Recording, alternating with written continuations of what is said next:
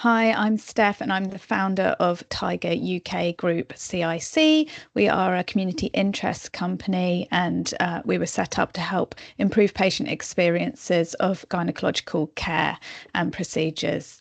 I wanted to talk about something today that I've been thinking about a lot lately, and that's self-advocacy and how it impacts patient experience, and also to look at some of the risks and opportunities of self-advocating. My perspectives are influenced by my own lived experiences and also by those shared with me by many other patients. I also have a specialist interest and skill in communication and engagement, and that's the sector that I've worked in for 20 years. So I'm very interested in how communication and engagement can impact patient experience as well. I don't have all the answers, so I'm sharing some slides as a conversation starter to help us think about the role self-advocacy currently plays when patients access healthcare relating to gynae issues. And then after the slides, as a network, as a collaborative network and group of people, we'll be discussing everything that's come up in the slides, and there'll be opportunity to challenge and add to that as well. So, what is self advocacy in healthcare? There are lots of different descriptions of self advocacy and what it means, but some of the common elements include communicating your needs, asking questions about your healthcare to feel more informed, asking for support or accommodations, and expressing concerns. But what does this look like in practical terms? So, how do many of us actually self advocate? When we're interacting with the healthcare system. So it might look like asking questions about tests, diagnoses, treatment, medication. It might mean bringing someone with you to an appointment, keeping notes or a symptom diary. It might be bringing guidelines or research to appointments with you, seeking second opinions, requesting plain language explanations, interpreters, or accessible materials about your care, and highlighting physical accessibility needs or any adjustments that are required for you to be able to access healthcare fully. It can also mean requesting trauma-informed care or complaining when care has been poor. We often find that when it comes to gynecological care that people feel they have to self-advocate, and there's lots of different reasons why this might be the case. And I've just popped a few up on this slide. So they may have previously had their pain and symptoms dismissed, or been labelled as anxious or overreacting, all of which we know are very common for women or more common for women. They may have had bias or discrimination negatively affect their care in the past. They could have had negative experiences that left them wanting to assert their needs more out of a fear that those negative experiences could be repeated. For example, if they'd had a painful procedure in the past or a delayed diagnosis. Patients are also very conscious that there's a limited amount of time that we get with the healthcare professional, so are often very keen to do whatever they can to make it more effective and to leave feeling heard and with some answers or a plan. Many of us are also waiting for gynecology appointments, and we're also very aware that the waiting list is very long currently, often a year or more. So we can feel it's this critical point in our care, especially for people who might be suffering from long-term conditions, chronic pain, or if they've seen their symptoms worsen, or if they feel like they're deteriorating in any way.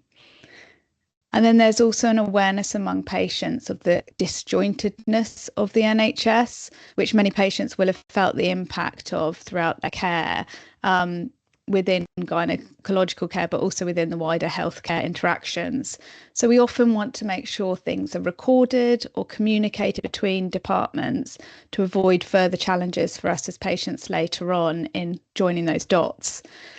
And when people speak up, complain, or raise concerns retrospectively, they may also be motivated by this desire to improve experiences for other people, to make sure that other people don't receive poor care as they may have felt they have.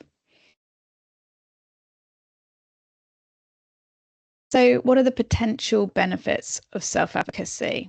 So, communication with healthcare professionals can improve, and there can become more of a two-way dialogue. clinicians can build a better understanding of lived experiences and the adjustments needed if we're advocating for what we need in our own kind of personalised care. This can help clinicians provide that more personalised care for the individual, but it can also develop how they approach different elements of the care they provide for others.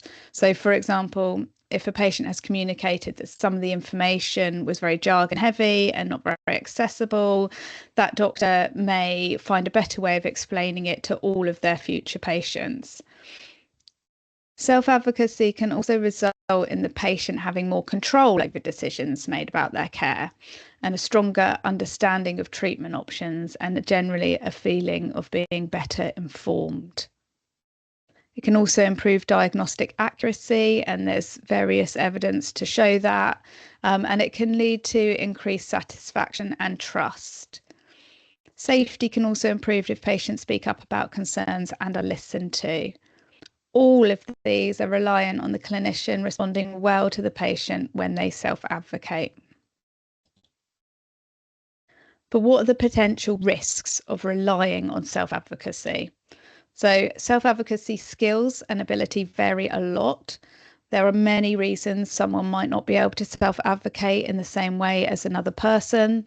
You might have communication barriers. You might not feel that you are somebody who is comfortable asking a question of a doctor or questioning what they're saying. You might be in pain or distress at a time of wanting to self-advocate and not be able to. For example, again, if you're experiencing pain during a procedure, you may not be able to advocate for yourself in that moment.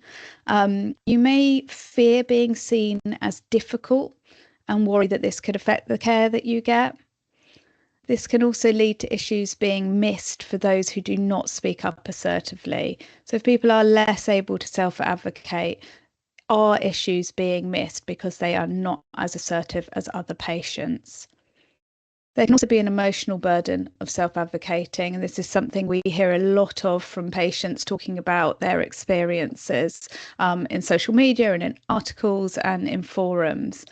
So you may be exhausted from having to clarify, question or ask for support, especially if you have a chronic condition, accessibility needs, or if you've repeatedly faced bias or discrimination in the past.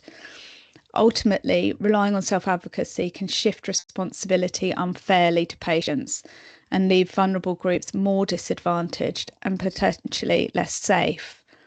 So how can those risks be reduced? So I would argue that to alleviate the burden of self-advocacy that we've just spoken about, we need to create systems that empower all patients to be able to express their needs and be heard. Systems that give staff the time and resource to be able to empower patients in this way and to respond and adapt well to those needs. Where key information and choices are accessible to everyone, and people are proactively encouraged to ask questions and feel central to decisions made about their care. Where there's robust, wider support in place for anyone struggling with accessibility or navigating the system so that nobody falls through those gaps.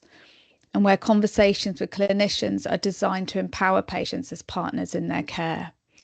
A system essentially where communicating your needs doesn't feel like a battle, and where you can receive quality care regardless of your ability to self-advocate.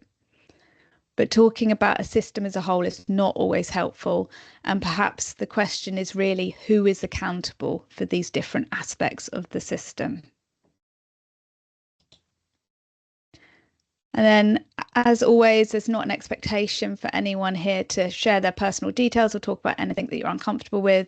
But here are some points that we can visit if it feels okay to do so. And I'm going to open it up for everyone for their reflections on the points raised.